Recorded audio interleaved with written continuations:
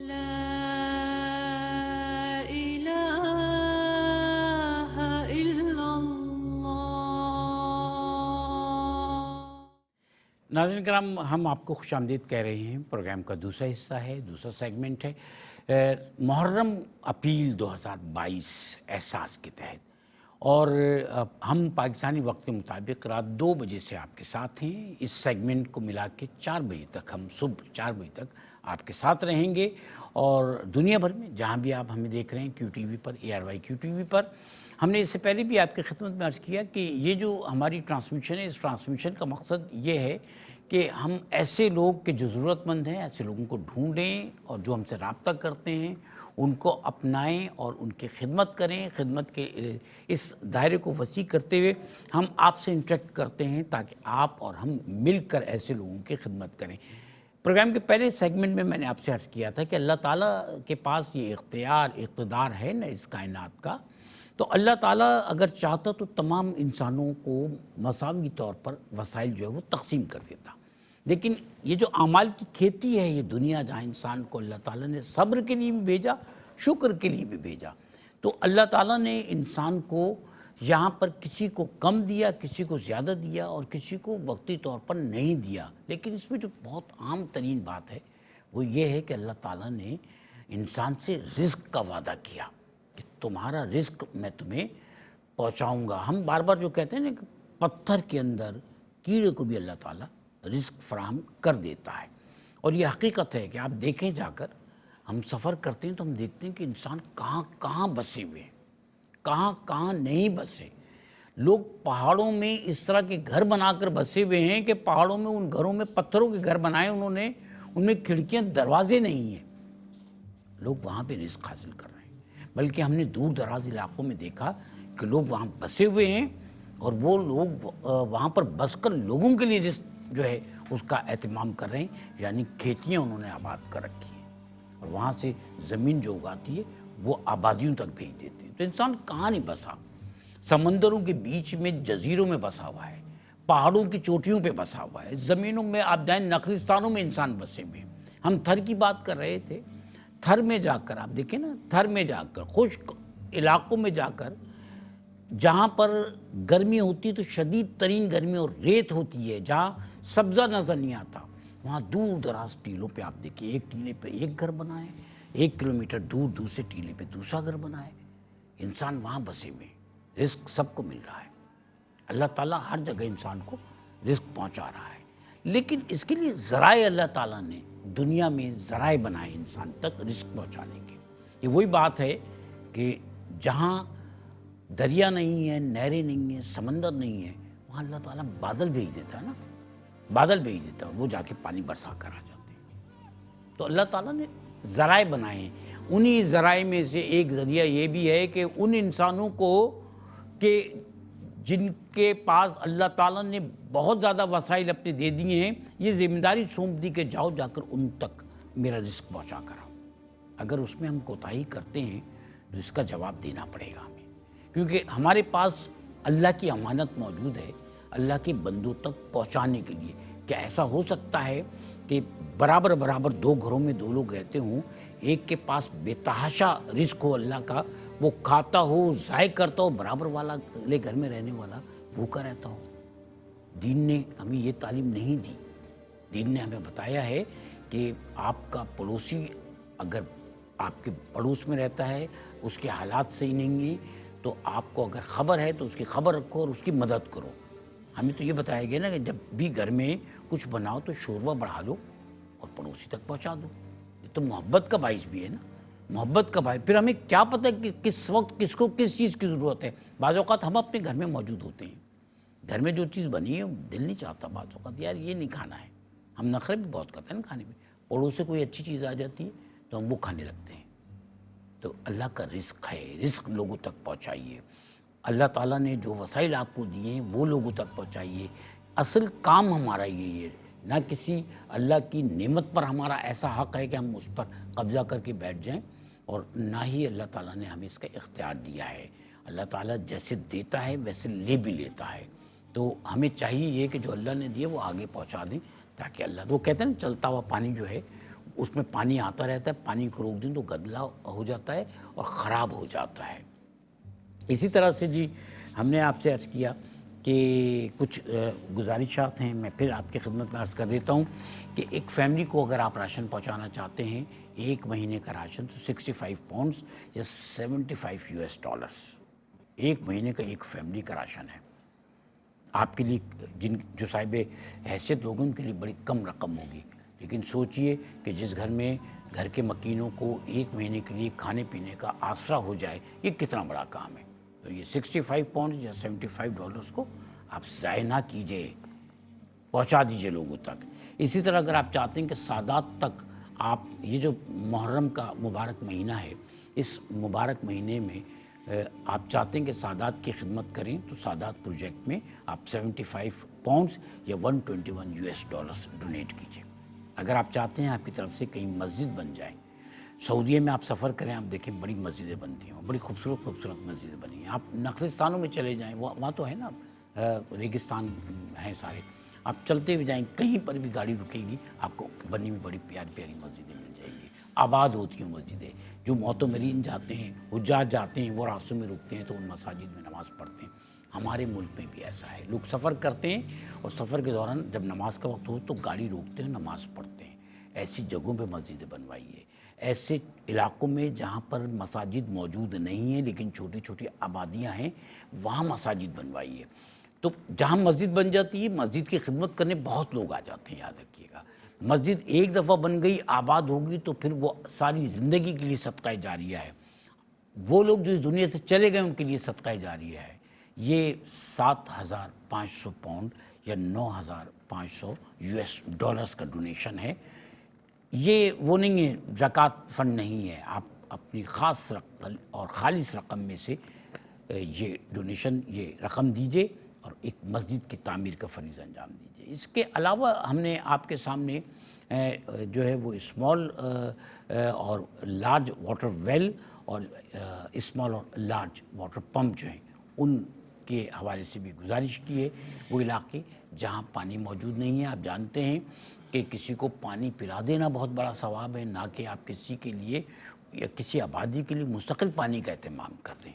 یہ کام اگر آپ کر سکتے ہیں تو دنیا میں آپ جہاں پر بھی موجود ہیں، آپ اس کام کے لیے آگے بڑھ کے آئیے۔ احساس کا ایک اور جو ہے وہ بہترین کام یہ ہے کہ جہاں کہیں بھی کسی کے ڈونیشن سے، کسی کے کہنے پر کوئی واٹر ویل یا ہینڈ پمپ لگایا جاتا ہے تو اس کے اوپر اس کے نام کی تختی لگا دی جاتی ہے، اور آپ کو ہم اسکرین پر بھی دکھائیں گے کہ لوگوں کے نام کی تختی کیسے لگائی جاتی ہے۔ آپ دیکھیے، تختی لگا دی جاتی ہے۔ اب تختی جب لگا دی جاتی ہے تو اس میں کیا ہوتا ہے کہ اگر آپ چاہتے ہیں کہ آپ کے گھر میں، یہ دیکھیں آپ تختی لگی ہیں، تختیاں لگی ہوئی ہیں۔ بعض لوگ جو ہیں وہ دنیا سے چلے گئے ہیں اور ان کے پیاروں نے ان کے نام سے جو ہے وہ تختیاں لگوا دی ہیں کہ ان کے لیے دعا کیجیے۔ آپ کے سامنے تختیاں موجود ہیں۔ بعض جگہ ایسا ہے کہ کسی گھر میں کوئی بچہ بیمار ہے، ایسی کالز ہمارے پاس آتی رہی ہیں مختلف وقتوں میں کہ میرا بچہ بیمار ہے اور اس کے نام سے ایک واٹر ویل لگوا دیجئے، اس کے نام سے چھوٹا ہی بڑا ہینڈ پمپ لگوا دیجئے اور اس پہ لکھ دیجئے کہ اس کی صحت یابی کے لیے دعا کیجئے۔ لوگ دعائیں دل سے دیتے ہیں، آپ یقین کیجئے۔ جن کو اس پانی کی نعمت مل جاتی ہے نا، آبادیوں کو پانی کی نعمت مل جاتی ہے، دل سے دعائیں دیتے ہیں۔ تو اپنے نام سے، اپنے کسی پیارے کے نام سے آپ چھوٹا ہینڈ پمپ اگر آپ لگوانا چاہتے ہیں تو 235 پاؤنڈز یا $300، اور اگر آپ چاہتے ہیں کہ آپ بڑا ہینڈ پمپ لگوائیں تو پھر آپ کو 550 پاؤنڈز اور $750 ڈونیٹ کرنا ہے۔ واٹر ویل اگر آپ لگوانا چاہتے ہیں تو چھوٹے واٹر ویل کے لیے آپ کو 695 پاؤنڈز یا $945 آپ کو ڈونیٹ کرنا ہے۔ اگر آپ چاہتے ہیں بڑا واٹر ویل ہے تو 2135 آپ کو پاؤنڈز یا پھر 3045 آپ کو $US ڈونیٹ کرنا ہے۔ پھر وہی عرض کروں گا کہ ڈیٹیلز آپ کے سامنے اسکرین پر موجود ہیں۔ جو گزارشات میں نے آپ کی خدمت میں کی ہیں وہ بھی آپ کو ٹکر شکل میں نظر آ رہی ہیں۔ ٹیلی فون نمبرز موجود ہیں، فون اٹھائیے، ہماری ہاٹ لائنز پہ فون کیجئے، اسٹوڈیو لائن پہ فون کیجئے، ڈونیشن دیجئے، لوگوں کی خدمت کیجیے. ہم آپ کی خدمت میں حاضر ہوئے ہیں نیکی کے ایک پیغام کے ساتھ. یہ نیکی کا کام ہے جو ہم تسلسل کے ساتھ احساس کے پلیٹ فارم سے کر رہے ہیں. آپ کو اس میں شریک کرتے ہیں. شریک ہو کر یہ موقع ہے اللہ تعالیٰ آپ کو اور ہمیں دیتا ہے. شریک ہو کے اس کام کو آگے بڑھائیے. میں ایک دفعہ پھر آپ سے عرض کروں کہ میرے ساتھ یہاں مفتی سعید رضا امجدی صاحب تشریف فرما ہیں. محترم محمد عدیم شیخ ایڈوکیٹ ہمارے ساتھ تشریف فرما ہیں, اور ہمارے ساتھ سید اسفندیار شاہ ہمارے آج کے پروگرام کے ثنا خواں تشریف فرما ہیں. اور اسفندیار صاحب پھر ہمیں ایک کلام سنائیں گے اور ہم اس سے محظوظ ہوں گے. ارشاد فرمائیے گا. کوئی دنیا عطا میں نہیں ہمتا تیرا, ہو جو حاتم کو میسر یہ نظارہ تیرا, کہ اٹھے دیکھ کے بخشش میں یہ رتبہ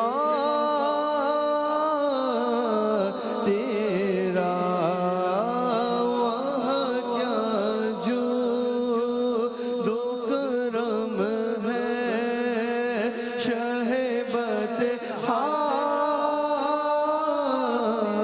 تیرا, نہیں سنتا ہی نہیں مانگنے والا تیرا, نہیں سنتا ہی نہیں مانگنے والا تیرا, کہ کچھ بشر ہونے کے ناطے تجھے خود سا جانے, اور کچھ محض بیامی ہی خدا کا جانے, ان کی اوقات ہی کیا ہے کہ یہ اتنا جانے, فرش والے تیری شوکت کا علو کیا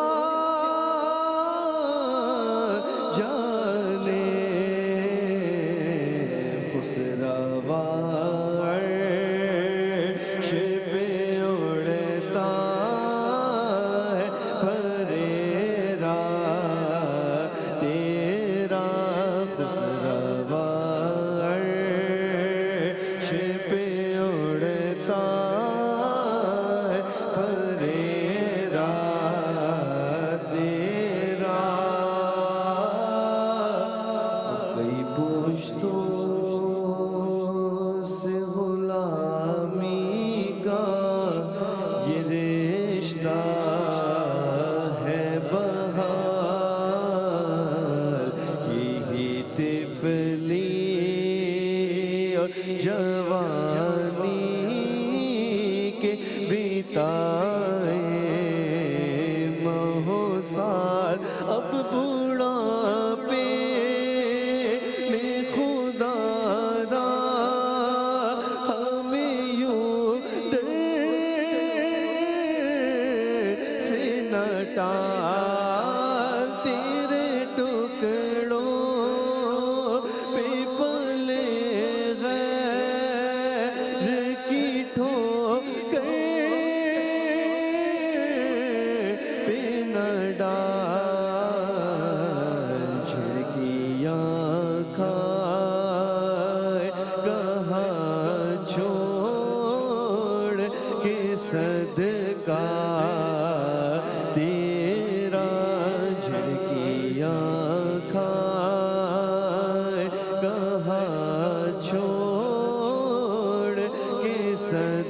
सदका तेरा नजरे उशा के नबी है ये मेरा हर्फ गरीब निम्बरोवाज पे लड़ते रहे आपस में खतीब ये अकीदा रहे अल्लाह करे मुझे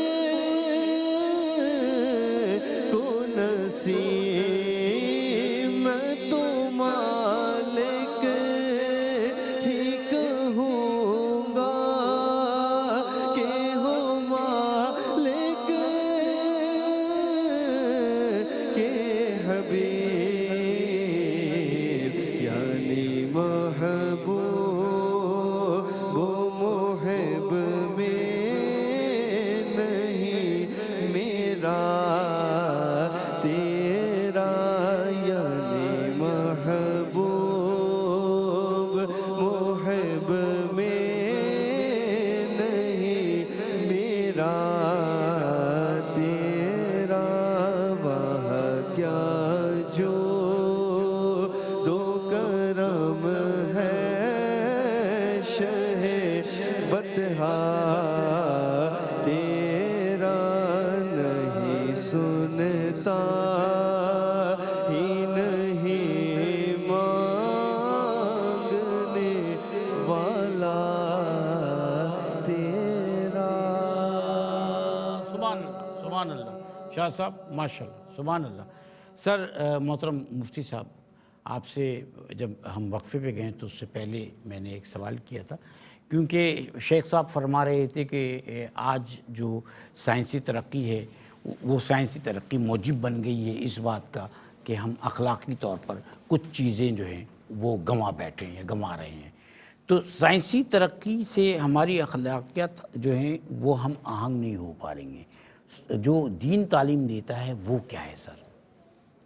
असल में देखिए, दीन इस्लाम क़यामत तक के लिए दीन है, बिलाशुबा। और माशरे के अंदर ये सारी जितनी भी जदीद टेक्नोलॉजी है ये इस वक्त जो हैं अभी कुछ अरसे बाद इससे ज़्यादा जदीद टेक्नोलॉजीज़ आ जाएंगी। दीन इस्लाम हमें हर मौके पर, हर माशरे के हर तबके में हमें जो तरबियत फराहम करता है। अब मसला जो आता है वो ये आता है कि तरबियत दो तरह की होती है, एक जो है वो जिस्मानी तरबियत, एक रूहानी तरबियत। हुज़ूर नबी करीम सल्लल्लाहु ताला अलैहि वसल्लम ने सहाबाए कराम की जो तरबियत फरमाई, उन्हें अगर इबादत के तौर तरीके सिखाए, उन्हें कस्ब हलाल किस तरह कमाना है ये सिखाया, उसके साथ साथ माशरे के अंदर ज़िंदगी किस तरह गुजारनी है, अपने वालिदैन के हुकूक़ क्या हैं, औलाद के हुकूक़ क्या हैं, ज़ौजैन के हुकूक़ क्या हैं, पड़ोसियों के हुकूक़ से मुताल्लिक़ बेशुमार अहादीस मुबारका, एक माशरे में रहते हुए, एक मोहल्ले के अंदर रहते हुए आपस में लोगों के किस तरह के हुकूक़ हैं, ये सारी चीज़ें सिखाई हैं। तो दोनों तरफ तरबियत की है, जहाँ इबादत के तौर तरीके सिखाए गए, वहीं माशरे में रहते हुए किस तरह अपनी ज़िंदगी गुजारनी है, अपने आप को माशरे में किस तरह पेश करना है। आज हमारा ये, हम तो कहेंगे कि अपनी हमारी कोताही है। आज देखिए, वालिदैन अपने बच्चे की पैदाइश के बाद उसकी जिस्मानी तरबियत की तो मुकम्मल एहतमाम करते हैं, उसका कैसी ड्रेसिंग होनी चाहिए, उसके खाने पीने का एहतमाम। फिर जब बच्चा स्कूल जाने की उम्र को पहुंचता है तो तलाश हो जाती है कि कौन सा बेहतरीन स्कूल है, कहाँ पढ़ाई है, कहाँ ज़्यादा मतलब फ़ीस वगैरह भी इस हिसाब से सारी चीज़ें देखी जाती हैं।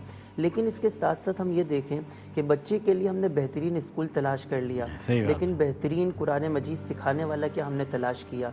हमने बच्चे को मोबाइल फ़ोन दे दिया कि वो पढ़ाई में इससे ज़्यादा जो है वो आसानी से अपनी पढ़ाई मुकम्मल करेगा, लेकिन साथ में हमने उसकी तरबियत नहीं की कि बच्चा जहाँ जैसे जैसे बड़ा हो रहा है हम उसकी दुनियावी तौर पर तरबियत कर रहे हैं, उसकी पढ़ाई के लिहाज से, एजुकेशन के लिहाज से, لیکن اس کی روحانی تربیت کے لیے ہم کیا کر کیا رہے کر ہیں؟ رہے ہیں؟ صحیح بات اور ہے۔ اس میں میں تو کہوں گا کہ اگر ہم ایک معاشرے میں بھی دیکھیں کہ والدین کا بھی ایک بڑا قصور ہوتا ہے۔ صحیح۔ حضور نبی کریم صلی اللہ علیہ وسلم کی حدیث مبارکہ ہے کلکم راعن وکلکم مسئول عن رعیتہ، او کما قال النبی صلی اللہ علیہ وسلم، جی ہاں۔ فرمایا تم میں سے ہر ایک اپنی رعایا یعنی اپنے ماتحت جتنے افراد ہیں ان کے بارے میں مسئول یعنی اس سے سوال کیا جائے گا۔ صحیح۔ اگر والد گھر کا بڑا ہے، سرپرست ہے، اس سے اس کی اولاد کے بارے میں سوال کیا جائے گا کہ اس نے اگر اس کے دنیا کے سارے معاملات کے بارے میں تربیت کی ہے، اسے کوئی ہنر سکھایا، اسے اچھی جاب کے لیے تیار کیا ہے، تو اسے ایک اچھا مسلمان بنانے میں کس قدر تربیت کی ہے۔ صحیح بات۔ اور آج ہمارا ایک المیہ یہ ہے کہ ہم دینی تربیت بالکل نہیں کرتے۔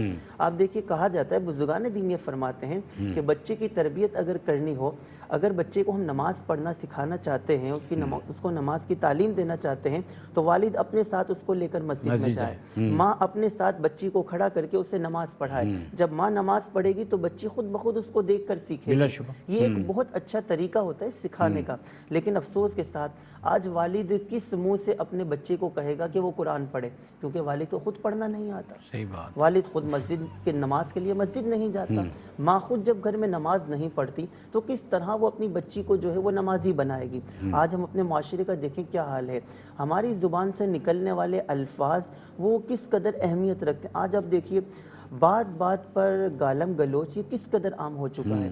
ہمارے اگر آپس میں دو دوست بیٹھے ہوئے ہیں، کوئی ایسی بات نہیں کسی کے بارے میں نہیں، ابھی گفتگو شروع ہوتی ہے گالم گلوچ منہ پر آ جاتی، یعنی ہمارا انداز تکلم کیسا ہو چکا ہے۔ ہمیں ایز اے مسلمان سوچنا چاہیے کہ ہم ایک مسلمان گھرانے میں پیدا ہوئے، ہمارا دین اسلام ہمیں سکھاتا ہے کہ ہماری شخصیت ایسی ہو کہ اگر ہم اپنے آپ کو مسلمانوں کے سامنے تو الگ بات، اگر غیر مسلموں کے سامنے بھی ہماری ذات ہو تو وہ ہمارے کردار کو دیکھ کر اسلام کو پسند کرے، اور ہماری شخصیت کو دیکھ کر کہ ایک ایسا دین کہ جس کے ماننے والا وہ اس قدر با کردار ہے تو اس دین کو لانے والے وہ کیسے ہوں گے، اور وہ خود اس کا دل مائل ہو کہ جب ایک دین کا ماننے والے کی تربیت ایسی ہے اور وہ اپنے آپ کو معاشرے کے اندر اتنے اچھے طریقے سے پیش کر رہا ہے تو وہ خود ہماری طرف راغب ہوگا۔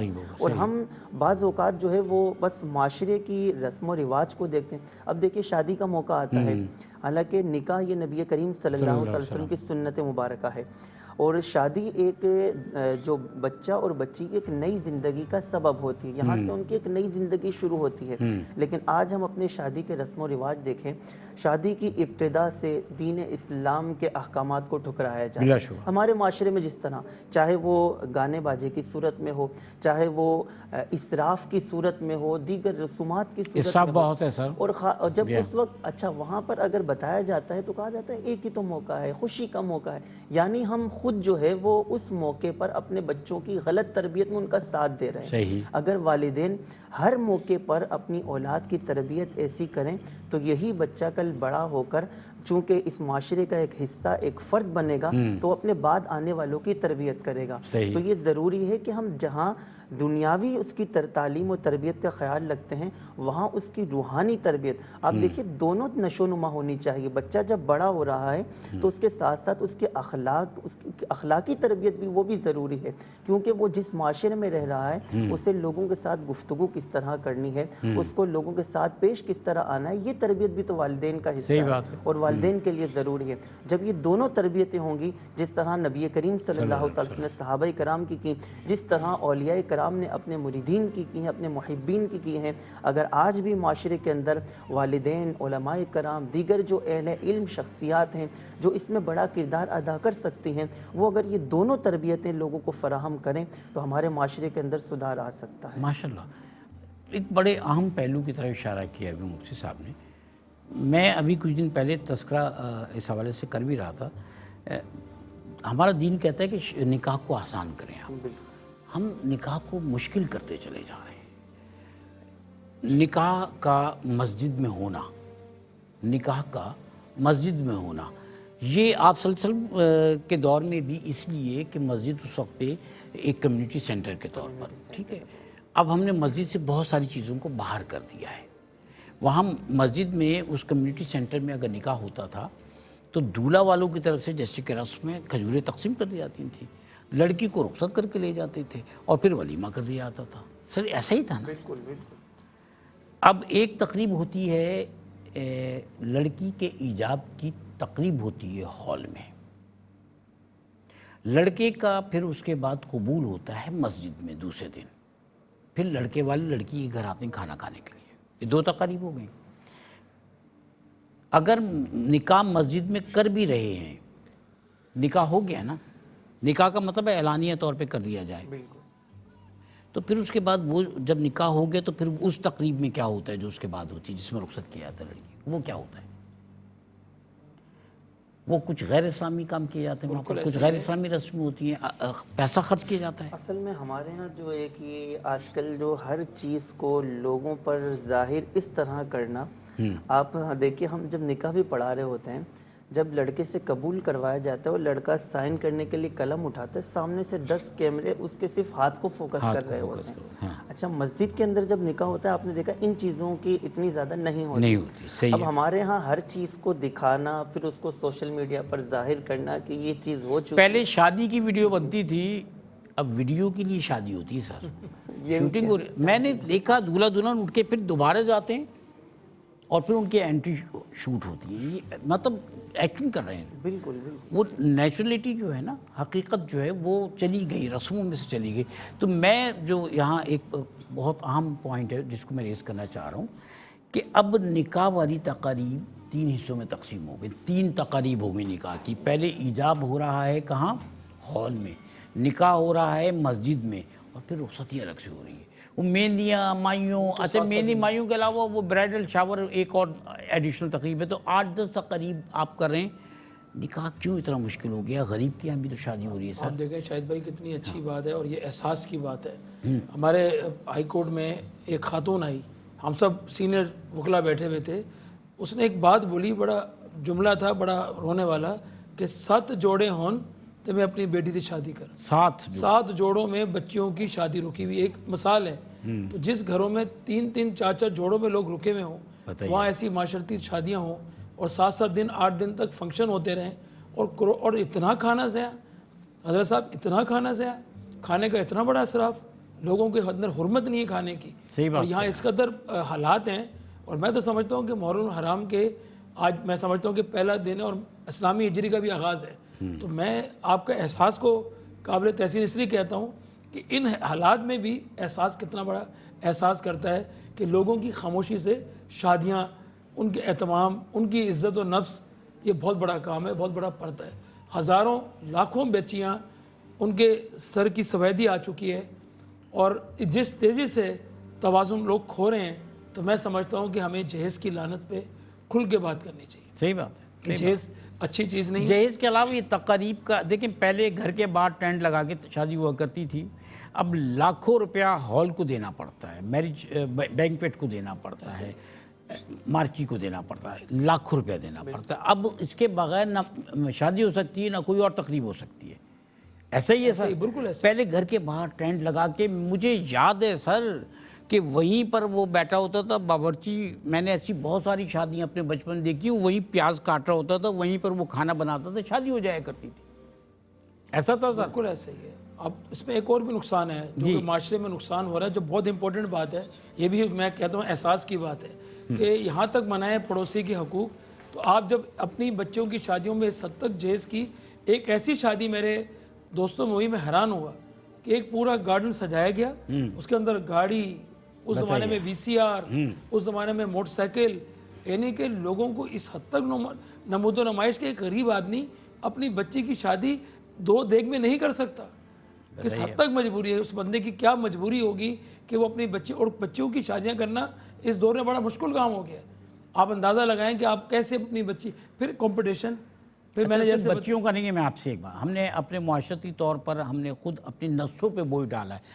لڑکا شادی کے لیے پیسے جمع کر رہا ہے، لڑکیاں نوکریاں کر کے اپنی شادی کے لیے پیسہ جمع کریں یا ان کا باپ کر رہا ہے. آج ایک آدمی ریٹائرڈ ہوتا ہے نا، وہ کہتے ہیں میری 2 بیٹیاں ہیں، تو کہتے ہیں یہ ریٹائرمنٹ کا پیسہ جو ہے نا، میں نے اپنی دونوں بیٹیوں کی شادی کرنی ہے. ساری زندگی کمائی کہاں گئی؟ شادیوں میں. اور اس شادی میں لڑکے کو بھی کچھ نہیں ملا، لڑکی کو بھی کچھ نہیں ملا، سب ہال والوں کو دے دیا، نمود و نمائش سے ہال والوں کو دے کوئی دیا. حاصل. ایسا ہی ہے سر. اور اس میں اس وقت جیسا کہ وکیل صاحب بھی ہیں، کہ اس وقت جو ہے طلاق اور خلا کے مسائل ہمارے اور دارالمفتہ میں طلاق بھی ہو بہت گئی، زیادہ خلا ہو گئی، معاملہ ختم ہو گیا، اچھا یہ معاملات وہ بھی اس میں گیا پھر۔ اس کی ایک ہم وجہ دیکھیں شرعی طور پر بھی حضور نبی کریم صلی اللہ تعالی وسلم نے ارشاد فرمایا کہ بہترین نکاح وہ ہے کہ جس میں خرچ کم سے کم ہو۔ کیا اچھا، یہ بہترین نکاح کی نشانی بتائی گئی کہ جس میں خرچ کم سے کم ہو اور جس میں غریب اور مستحق لوگوں کو بھی یاد رکھا جائے۔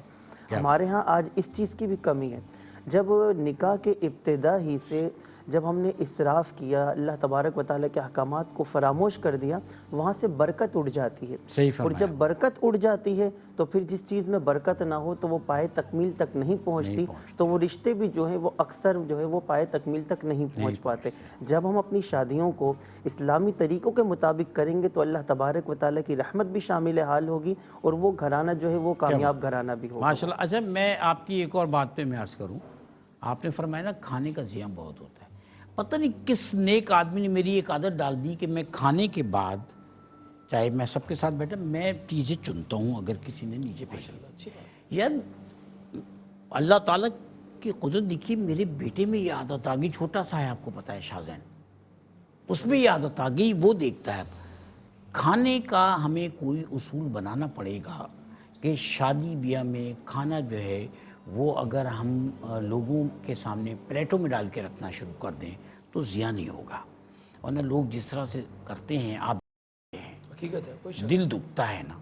آپ سب لوگ چلے جائیں، سب لوگ چلے جائیں جب تقریب سے، تو پھر ٹیبلوں پہ آپ دیکھیں کہ کھانا کتنا ہے اور کس طرح سے پڑا ہے، آپ کا تجربہ بہت اور دیکھیں سب سے بڑی بات ہے کہ چلو کھانا بھی آپ کرتے ہیں، اب کھانے کے اندر بھی 12 ڈشز، 12 سے اب آپ دیکھیں مقابلہ صرف 12، میں تو آپ زیادہ بتائیں گے کہ دیکھیں کتنی حیران کن حیرت انگیز بات ہے کہ اس کو ہم انکریج کرتے ہیں اور بڑے فخر سے بتا دیں جی ہماری شادی ایسی تھی۔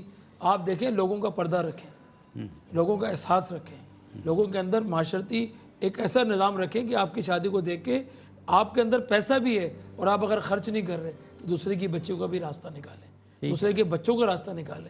آج کل تو لڑکی کی شادی بھی مہنگی، لڑکے کی شادی بھی مہنگی، جوڑوں کی لائن، 100 جوڑا 100 تولہ، تو آپ کہاں سے گاڑیاں، جہیز اور کروڑوں روپے میں فلیٹ، تو مجھے بتائیں غریب آدمی اپنی شادی کس طرح کرے گا؟ اس کے لیے ہونا یہ چاہیے، میرا ذاتی خیال ہے سر، اس کے لیے ہونا یہ چاہیے کہ حکومت ایک ادارہ بنائے جو اس ادارے کے تحت شادیوں کے اہتمام ہوں، اس ادارے کے تحت ہوں، اس ادارے میں ایک مخصوص رقم ہو کہ وہ دے دی جائے، شادی کا اہتمام حکومت کے تحت ہوگا، لو بننا چاہیے، قانون سازی ہونی چاہیے۔ شادی کا اہتمام پرائیویٹلی آپ اہتمام نہیں کر سکتے، ہاں آپ گھر میں کوئی اگر کچھ کرنا چاہ رہے ہیں گھر کے اندر کر لیجیے، تقریب جو ہے بہت سی جگہوں پہ ہم نے کمیونٹی سینٹر دیکھے ایسے دنیا میں ہیں کہ جہاں پر شادی کمیونٹی سینٹرز میں ہی ہوتی ہیں۔ اس میں اگر ہم اس چیز کو بھی دیکھیں جو دین اسلام نے بھی سب سے زیادہ سکھائی ہے کہ دوسرے مسلمان بھائیوں کو کا خیال رکھنا۔ ایک موقع پر نبی کریم صلی اللہ تعالیٰ علیہ وسلم اپنے صحابہ کرام کے ساتھ تشریف فرما تھے کہ کسی نے آ کے، اب یہ جو دوسروں کا خیال ہے نا، احساس، کسی کے سامنے جب آپ نمود و نمائش کریں گے تو اس کا دل بھی دکھے گا جس کے پاس اتنی حیثیت نہیں ہے۔ صحیح کہہ رہے ہیں۔ اور ایک موقع پر نبی کریم صلی اللہ علیہ وسلم صحابہ کرام کے درمیان تھے، ایک شخص آیا اور اس کا چہرہ بالکل زرد تھا، اور اس نے کہا کہ اللہ کے رسول صلی اللہ علیہ وسلم میرا بچہ جو ہے وہ صبح سے لاپتہ ہے اور اس کا کہیں معلوم نہیں ہو رہا، اور جو اس بچے کی ماں ہے وہ بہت پریشان ہے، بچے کے بارے میں کچھ پتہ نہیں چل رہا۔ تو نبی کریم صلی اللہ علیہ وسلم سے عرض کی کہ آپ دعا فرما دیں۔ حضور نبی کریم صلی اللہ علیہ وسلم نے دعا کے لیے ہاتھ اٹھائے، ابھی دعا کے لیے ہاتھ اٹھائے تھے، دعا کے کلمات تھے کہ اچانک ایک شخص کھڑا ہوا اور اس نے کہا کہ اس شخص کا جو بیٹا ہے میں نے دیکھا فلاں جگہ پر وہ بچوں کے ساتھ کھیل رہا ہے۔ جب یہ بات ہوئی تو وہ شخص فوراً سے، اب جب صبح سے اپنا بیٹا نہیں ہے جب معلوم ہوا، وہ فوراً سے وہاں سے پلٹا ہے۔ جب وہاں سے پلٹا اور تیزی سے کے ساتھ باہر نکلا، نبی کریم صلی اللہ علیہ وسلم نے دوبارہ بلوایا اس کو، اور جب وہ آیا تو حضور نبی کریم صلی اللہ علیہ وسلم نے اس شخص سے کہا کہ جب تم وہاں پر پہنچو اور اپنے بیٹے کو دیکھو تو اسے بیٹا کہہ کر نہ پکارنا، بلکہ اس زمانے میں تھا کہ نام لیتے تھے تو باپ کا نام ساتھ ہوتا تھا، تو وہ مت لینا۔ اچھا، وہ بیٹا کیوں منع کیا گیا؟ فرمایا وہاں جو بچے کھیل رہے ہیں ان میں کوئی ایسا بچہ بھی ہوگا کہ جس کا باپ زندہ نہیں ہوگا، اتنا بچہ ہوگا۔ احساس دیکھیے، تو اس وقت اگر ہم شادی اس طرح اور اس شادی میں ایسے بھی لوگ آ رہے ہیں, ایسی بچیاں بھی آ رہی ہیں, جب وہ دیکھیں گی کہ اس طرح کا جہیز ہے, اس طرح کے معاملات ہیں, تو ظاہر ہے ان کے دل پر کیا گزر رہی ہوگی, اس باپ کے دل پر کیا گزر رہی ہوگی جو صبح سے شام تک کما رہا ہے اور اپنے گھر والوں کا بڑی مشکل سے پیٹ پال رہا ہے, تو وہ اپنے بچوں کے لیے اس طرح کی چیزیں کس طرح لے کر آئے گا. اگر ہم اس کو اس اعتبار سے دیکھیں کہ اگر اللہ تبارک و تعالی نے دیا ہے مال, تو اس کو ایک اپنے گھر والوں کی حد تک, لیکن اس کی نمود و نمائش نہ کی جائے لوگوں کے سامنے اس طرح کہ لوگوں میں وہ لوگ جو اس حیثیت کو نہیں پہنچ سکتے, ان کا پھر دل دکھے. احساس ہونا چاہیے ہمیں لوگوں. میں جو ایک اس وقت پہ بات, اس سے پہلے میں نے عرض کی کہ اس وقت چاہے لڑکے ہوں یا لڑکیاں ہوں, ہم نے اپنی نسل پر بوجھ ڈال دیا ہے. لڑکے نوکریاں کر رہے ہوتے ہیں اور شادی کے لیے پیسے جمع کر رہے ہوتے ہیں. اس کا مطلب یہ ہے کہ ہم نے ان کی صلاحیتوں پر بوجھ ڈالا ہوا ہے. لڑکیاں نوکریاں کر رہی ہوتی ہیں اور وہ اپنی شادی کے لیے پیسے جمع کر رہی, ایسا ہے نا سر؟ بالکل. یہ محنتیں کر رہی ہوتی ہیں. تو یہ ہم کس معاشرے کو تشکیل دے رہے ہیں؟ ہم لوگ کیا کر رہے ہیں سر؟ ہمیں معاشرتی اصلاح کے لیے بہت سارے سخت اقدامات لینا پڑیں گے, اٹھانا پڑیں گے. آپ کیا کہتے ہیں؟ دیکھیں, میں یہ بات کو تقلید کروں گا کہ دینی مدرسوں میں جس طرح تربیت کی جا رہی ہے, وہ معلومات بنائی جا رہی ہیں, معلم بنائے جا رہے ہیں, اور دنیا بھر میں اوورسیز میں نے دیکھا ہے کہ بہت تیزی سے دن بدن اسلامی جو ہمارا تمدن ہے, جو ہماری تہذیب ہے, جو ہمارا علم ہے, جو حضور پاک کی سنت ہے, اس پہ بہت کام ہو رہا ہے. تو میں یہ سمجھ رہا ہوں کہ جو باہر کی دنیا ہے, جو ہمارے مسلمان باہر رہ رہے ہیں پاکستان کے علاوہ, تو میں سمجھتا ہوں کہ ان کا بھی کردار بہت بڑا تیزی سے تبدیلی ہے. لیکن جو ابھی ماڈرن لوگ آ گئے ہیں, وہ یہ سوچ چکے ہیں کہ ہم نے یہ جھگڑا پیدا کرنا ہے, معاشرے میں تضاد پیدا کرنا ہے, تو اس کا کوئی علاج نہیں ہے. اس میں ہمارے اساتذہ کرام, ہمارے ٹیچرز, ہمارے گھریلو اور وہ عورتیں جن کا کام ہے کہ معاشرے میں تصادم اور لڑائی جھگڑے کی شر پھیلانا, ان کو اندازہ نہیں ہوتا کہ یہ شادیاں ناکام ہو جاتی ہیں. جیسے کہ انہوں نے فرمایا کہ برکت اڑ جاتی ہے. برکت اڑ جاتی ہے. بڑی بات ہے سب کہ شادیاں بہرحال ناکام 7 دن ڈانس ہو رہا ہے, 7 دن اس پہ خرچہ ہو رہا ہے, اور ایسے کئی لوگ آپ کے پاس بھی آتے ہیں, آپ کے سب کے پاس آتے ہیں, قرض لے کے شادی کرتے ہیں. قرضے لے کے, ہمارے یہاں 50% لوگ قرض لے کر شادی کرتے ہیں. 50% لوگ سر, ایسا ہے نا. اچھا سر, ایک اور اہم بات یہ ہے کہ ایک مختلف وقتوں میں شادیوں میں کھانے پینے پہ پابندیاں ملیں گی. جو ابھی ڈشز کی بات ہو رہی تھی, آپ نے 12 بتائیں, شاید 12 سے کہیں زیادہ ہوتی ہیں, 52 بھی ہوتی ہیں, اور کچھ زیادہ کم اس کے علاوہ بھی ہوتا ہے. کھانے پر پابندیاں بھی لگائیں گی, تو لوگوں نے اور راستے نکال لیے تھے کہ 100 مہمان 200 مہمانوں کہیں اور لے جائیں گے, یہاں سے وہاں کھانا کھلا دیں گے, بند کر کے کہیں, ایسے بھی ہونے لگے تھے. دین کیا کہتا ہے؟ ایک تو آپ نے بہت خوبصورت بات فرمائی کہ سب سے بہترین نکاح وہ ہے جس میں سب سے کم اخراجات ہوں. بہت خوبصورت بات ہے. میں تو کہہ رہا ہوں اس سلوگن کو چلانا چاہیے, ہم سوسائٹی میں ہر جگہ چلائیں کہ آپ صلی اللہ علیہ وسلم نے فرمایا کہ سب سے بہترین نکاح وہ ہے کہ جس میں سب سے کم خرچہ ہے. اور دین کیا کہتا ہے؟ اس کے علاوہ بھی اس چیز کو بھی دیکھنا چاہیے کہ ہمیں اللہ تبارک و تعالی نے اگر دیا ہے, تو جہاں ہم اسے خرچ کر رہے ہیں, تو سب سے بہترین یہی ہے کہ ہم اس کو اپنی اولاد پر خرچ ضرور کریں, لیکن اس میں اسراف اور ایسی رسومات, کیونکہ اکثر آپ نے دیکھا ہوگا اسراف ایسی ہی رسومات میں ہوتا ہے جو دین اسلام کے خلاف ہیں. دین اسلام نے اگر نکاح اور ولیمے جیسی دو جو نکاح کے دوران نکاح اور ولیمہ, یہ دو ایسی رسمیں جو ہیں جو سنت بھی ہم کہہ سکتے ہیں, ولیمہ نبی کریم صلی اللہ علیہ وسلم کی سنت مبارکہ, لیکن یہ بھی اپنی استطاعت کے مطابق. اگر ہم معاشرے کو دکھانے کے لیے, اور بلکہ معاشرے نے ہم پر یہ ڈال دیا کہ اگر ہم یہ نہیں کریں گے تو ہم پر طعن و تشنیع شروع ہو جائے گی. لوگ آپ نے دیکھا ہوگا دعوتوں میں آتے ہیں اور وہاں پر ہی شروع ہو جاتے ہیں کہ یہ چیز نہیں تھی, یہ چیز نہیں تھی, یہ چیز نہیں. ہمارا اخلاقی جو لوگ شادیوں کو کھانوں سے یاد رکھتے ہیں, بالکل شادیوں کو کھانوں سے یاد رکھتے ہیں. ایسے ہی بالکل تہذیب بالکل ختم ہوتی جا رہی ہے. سب سے حل یہی ہے کہ ہم اپنی سارے زندگی کو اسلامی طریقے کے مطابق جب گزارنا شروع کریں گے, تو ہماری ہر چیز کے اندر ایک ٹھہراؤ آ جائے گا, اور ہر چیز کے اندر اللہ تبارک و تعالیٰ کی طرف سے برکت بھی آئے گی, رحمت بھی شامل ہوگی, تو وہ چیز جو ہے وہ کامیابی تک ضرور پہنچے گی. سر ایسا کیوں ہے کہ جب نکاح, میں نے جیسے کہ نکاح مسجد میں کرنے کے لیے لڑکا جاتا ہے اور لڑکی ہال میں بیٹھی ہوتی ہے, حجاب اس کا وہاں ہونا ہے, لڑکا یہاں سے نکاح کر کے ہال جاتا ہے, ہال میں حجاب ہوتا ہے, کھانا ہوتا ہے، پھر لڑکا چلا جاتا ہے، پھر اس کے بعد مہندیاں، پتہ نہیں برائڈل چاور، پتہ نہیں کیا پھر رخصتی کہیں۔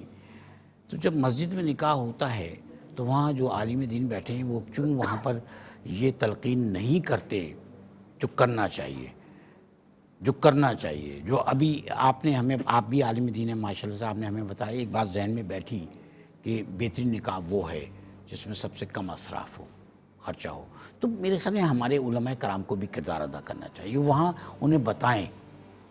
بالکل، اصل میں ہمارے ہاں لوگ اب دین کے لیے وقت بالکل مختصر رکھتے ہیں۔ اچھا، یہ چیز بھی آپ دیکھیے گا، اب نکاح جو ہے وہ ہال میں نہ کرنے کی ایک وجہ یہ بھی ہوتی ہے کہ جتنا ٹائم اس نکاح میں لگے گا اتنا جو ہمارا ٹائم جو ہے وہ فوٹو سیشن وغیرہ وہ ضائع ہو جائے گا، تو اس کے لیے جو ہے وہ مسجد کے اندر نکاح رکھ لیا، مختصر وقت میں 5 لوگ 7 لوگوں کو بلایا تاکہ بس اس کو ایک سمجھتے ہیں رسمی کاروائی، جبکہ اصل چیز یہی ہے، اصل چیز اس کو ہم نے کوئی اہمیت نہیں دی، بعد کے معاملات کو بعض اہمیت دی لوگ ہوئی ہے۔ نکاح چھپ کے کرتے ہیں، اور بات یہ ہے کہ نکاح اعلانیہ کرنا چاہیے، اسی کے لیے لوگوں کو بلایا جاتا ہے ہال میں، وہی سب کچھ ارینجمنٹ ہو، نکاح چھپ کے کر کے آگے بیٹھ جاتے ہیں۔ تو یہ طریقہ نکاح اعلانیہ ہوتا ہے نا سر، اعلانیہ اسی لیے سب نکاح کو کا بلایا اصل جاتا یہ کہ ہے، اعلانیہ طور پر ہو، اسی لیے سب کو بلایا۔ لوگ چھپ کے جا کے کہیں نکاح کرتے ہیں اور آگے بیٹھتے ہیں، نکاح تو ہو گیا ہے تو پھر کیوں بلایا سب کو؟ خیر جی، ناظرین کرام، یہ دین ہے، دین کو سمجھنے کی صحیح کرتے ہیں، کسی پہ تنقید مقصد نہیں ہے، مقصد یہ ہے کہ ہم اپنے لیے بہتری کے راستے نکالیں۔ ہم بھی بہت ساری کوتاہیاں کرتے ہیں سوسائٹی میں رہتے بھی، کیونکہ ہم اسی سوسائٹی کا حصہ ہیں، آپ بھی اسی سوسائٹی کا حصہ ہیں۔ اگر ہم غلطیاں کرتے ہیں تو ہمیں اپنی اصلاح کرنی ہے، اور اصلاح کے لیے اس طرح جب ہم صاحب علم لوگوں کے ساتھ، دینی لوگوں کے ساتھ بیٹھتے ہیں تو ان سے سیکھتے ہیں، اور سیکھتے سیکھتے ہم نے بھی بہت کچھ سیکھا ہے۔ انفیکٹ کہ ہم نے دینی علماء کرام کے ساتھ بیٹھ کے دین کو سمجھا ہے، سیکھا ہے۔ دین کو سمجھنا سیکھنا بھی ہم پر فرض ہے کہ ہم دین کو سمجھیں، سیکھیں، اس کی اپلیکیشنز کریں اپنی ذات پر۔ اور جو یہ ٹرانسمیشنز ہیں یہ بھی دین کے اس پہلو کو لے کر آپ کے سامنے ہم حاضر ہوتے ہیں کہ جہاں اللہ تعالیٰ نے یہ فرما دیا کہ میں حقوق اللہ، یعنی اللہ تعالیٰ کے پاس اختیار ہے نا کہ وہ حقوق اللہ کو تو معاف کر دے گا، لیکن اللہ تعالیٰ نے کہا میں حقوق العباد کو معاف نہیں کروں گا، وہ خود جاؤ اور اپنا مسئلہ حل کر کے آؤ۔ یعنی جس سے تم نے زیادتی کی ہے، اگر کی ہے دنیا میں، تو اس زیادتی کا ازالہ کرو۔ ہم بہت ساری زیادتیاں کر جاتے ہیں، دانستہ نادانستہ، کچھ اپنے ساتھ بھی کر جاتے ہیں، ہم اپنے ہاتھوں کے ساتھ، پاؤں کے ساتھ، نظر کے ساتھ، زبان کے ساتھ، سوچ کے ساتھ زیادتی کر جاتے ہیں، اس دل کے ساتھ زیادتی کر جاتے ہیں۔ ہم اپنے ساتھ رہنے والے لوگوں کے ساتھ زیادتی کرتے ہیں، چاہے وہ ہمارے دوست ہوں، رفقا کار ہوں، ہمارے رشتہ دار ہوں، ہمارے گھر میں رہنے والے ہمارے بہن بھائی، ماں باپ یا بیوی بچے کیوں نہ ہوں، ہم ان کے ساتھ زیادتی ہیں۔ سوسائٹی میں ہم لوگوں کے ساتھ لین دین میں زیادتیاں کرتے ہیں۔ بہت ساری چیزیں ایسی ہیں کہ جن کا ہمیں احساس بھی نہیں ہوتا، کیونکہ ہم نے اپنی سوسائٹی کو وہ رنگ دے لیا ہے کہ ہم بہت ساری جو برائیاں ہیں ان برائیوں کو اب برائی سمجھتے ہی نہیں ہیں۔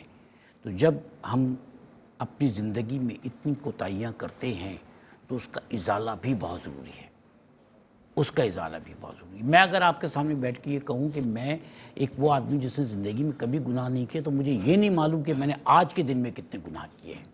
ہم میں سے ہر شخص کوتاہیاں کرتا ہے، آپ کہیں رہتے ہیں ہو جاتی ہیں کوتاہیاں، کی ہیں زندگی میں کوتاہیاں، ناہمواریاں رہتی ہیں۔ اس کا ازالہ یہی ہے کہ اللہ کی مخلوق جو ہے اللہ کی رضا حاصل کریں پھر، اور اللہ کی رضا حاصل کرنے کے لیے نیکی کریں، اللہ کی مخلوق کی خدمت کریں، اللہ نے جو دیا ہے اللہ کے راستے میں اس کو خرچ کریں۔ پیسہ نہیں رہتا اور نہ ساتھ جاتا ہے، نیکی کریں۔ احساس ہم سب کو چاہیے، احساس ہم سب کو کرنا ہے، اور احساس کے ساتھ ہم سب کو چلنا ہے، یہ ہمارا اصل ہے۔ احساس آپ سے کہتا ہے کہ آپ لوگوں کے لیے ہینڈ پمپ لگوائیے، واٹر ویل لگوائیے، سادات کے لیے آپ جو ہے وہ فنڈ دیجئے، ڈونیشن دیجئے، تاکہ سادات کو جو ہے سادات کی خدمت کی جا سکے۔ وہ فیملیز کے، جن فیملیز کے پاس مسائل ہیں، معاشی مسائل ہیں، کھانے پینے کے لیے نہیں ہے، ان تک راشن پہنچا دیجئے، مساجد بنوا دیجئے۔ یہ تو آج کی اپیل ہے، یہ محرم اپیل ہے احساس کی 2022 کی، لیکن اس کے علاوہ ہم آپ کی خدمت میں حاضر ہوتے ہیں۔ نیکی کے ہر کام، ہر مقصد کے تحت ہم ہر سیزن میں آپ کے سامنے حاضر ہوتے ہیں، ہم رمضان میں بھی آپ کے سامنے بیٹھے ہوتے ہیں کہ مبارک مہینہ ہے، آپ اس مہینے میں سحر و افطار کا اہتمام کیجئے، لوگوں کے لیے، مسافروں کے لیے، غریبوں کے لیے، بیماروں کے لیے، آپ جو ہے وہ اس مہینے میں فیملیز کے راشن کا اہتمام کیجئے۔ ہم رمضان کے علاوہ جب عید قرباں آتی ہے تو ہم پھر آپ کی خدمت میں حاضر ہوتے ہیں، ہم آپ سے کہتے ہیں کہ آئیے اور اجتماعی طور پہ قربانی کرتے ہیں، قربانی کرتے ہیں، اللہ کی رضا حاصل کرتے ہیں، اور اس کے ساتھ یہ گوشت ان لوگوں تک پہنچا کے آتے ہیں کہ جن لوگوں نے یا جن کے گھر میں ان کے بچوں نے پورے سال سے گوشت نہیں کھایا ہے، جو انتظار کرتے ہیں کہ عید قرباں آئے گی تو ہمارے گھر میں گوشت آئے گا۔ اس کے لیے سارا سال جو قربانی کے جانور ہیں، بہترین نسل کے جانور لے کے ان کی پرورش اور نگہداشت کی جاتی ہے، پھر وہ حفظان صحت کے اصولوں کے تحت بہترین طریقے سے گوشت جو ہے وہ غریبوں تک پہنچایا جاتا ہے۔ آپ کے سامنے اسکرین پر یہ سب کچھ ہے، آپ دیکھیں گے گوشت کے پیکٹ ہیں، لوگ قطار در قطار پھر وصول کرنے بھی آتے ہیں اور لوگوں تک پہنچایا، آبادیوں میں جا کے پہنچایا جاتا ہے۔ سیلاب آ جائے، طوفان ہو، زلزلہ ہو، خشک سالی ہو، کوئی بھی صورتحال ہو، سائیکلون ہو، فلڈ ہو، مطلب یہ ہے ارتھ کویک ہو، یا پھر سونامی بھی اس دنیا میں آپ نے دیکھا کہ سونامی بھی آتا رہا، یا کہیں اگر کوئی انسانی المیہ ہو جائے، کہیں سیاسی طور پر یا کسی بھی وجہ سے، ہم نے دیکھا روہنگیا میں، بیروت میں، دنیا مختلف کچھ معاملات ہو جائیں، وہاں بھی انسانوں کو مدد کی ضرورت ہوتی ہے، انسانوں کی مدد کی ضرورت ہوتی ہے، وہاں انسانیت احساس لے کر پہنچے نا تو پھر لوگوں کا حوصلہ بھی بڑھتا ہے، جینے کی امنگ جو ختم ہونے لگتی ہے وہ دوبارہ پیدا ہوتی ہے۔ جب ایک آدمی گرتے ہوئے کا ہاتھ پکڑتا ہے نا تو وہاں زندگی جنم لیتی ہے، یاد رکھیے گا، وہاں حوصلہ پیدا ہوتا ہے۔ گرتے ہوئے کو گرتا ہوا دیکھ کے آپ نظر انداز کر کے چلے جائیں تو وہاں احساس ختم ہو جاتا ہے۔ تو ہمیں احساس کے ساتھ جینا ہے، لوگوں کی خدمت کرنی ہے، مدد کرنی ہے، یہ نیکی کا پیغام ہے جس کو لے کے ہم آپ کی خدمت میں حاضر ہوتے ہیں، ہوتے رہیں گے۔ ہم ان لوگوں کو بھی بار بار نوک کرتے رہیں گے، دستک دیتے رہیں گے ان کے ذہنوں پر کہ جو ابھی نہیں جاگے ہیں، ان کے دلوں کو دستک دیتے رہیں گے کہ جن کے دلوں میں یہ احساس اب تک پیدا نہیں ہوا۔ اور جب ہم سب اس احساس کے ساتھ جاگ جائیں گے تو پھر یاد رکھیے دنیا میں دکھ کم ہو جائیں گے اور انسانیت جو ہے وہ آپ کو زیادہ نظر آئے گی۔ میں اپنے معزز مہمانوں کا، محترم مفتی سعید رضا امجدی صاحب کا، محترم محمد ندیم شیخ ایڈوکیٹ صاحب کا، اور سید اسفندیار شاہ صاحب کا مشکور ہوں، آپ کا مشکور ہوں کہ آپ ہمارے ساتھ اس ٹرانسمیشن میں ہمارے ساتھ رہے، اور آپ سے اجازت چاہوں گا نیک تمناؤں کے ساتھ۔ میں آپ کا میزبان شاہد مسرور، اور پروگرام میں جاتے جاتے ہم پھر ایک مرتبہ محترم سید اسفندیار شاہ صاحب سے درخواست کریں گے کلام کی، آپ سے چاہیں گے اجازت۔ اللہ حافظ۔